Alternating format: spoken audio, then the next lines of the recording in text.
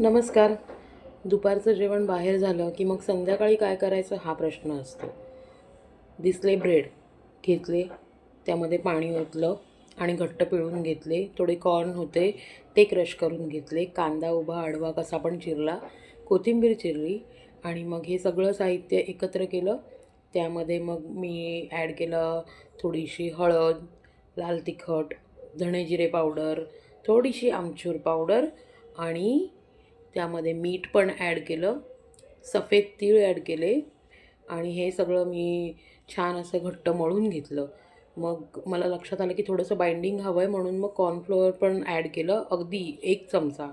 ठीक आहे.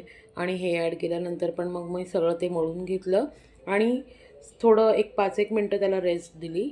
त्यानंतर काय पॅन गरम केला, तेल टाकलं आणि त्याच्यावर तुमच्या हव्या त्या आकाराचे तुम्ही पॅटीस किंवा याला तुम्ही जे काही नाव देऊ शकता ते तुम्ही करू शकता. म्हणजे पॅटीससारखे जाडही नाहीत आणि थालीपीठासारखे पातळही नाहीत, मीडियम साईजमध्ये आहेत ते. तर मी असे दोन्ही साईडने छान खरपूस भाजून घेतले आणि बस left over patties ready. Sauce आणि मेयोनीज बरोबर सर्व्ह केले. Thank you so much. Enjoy.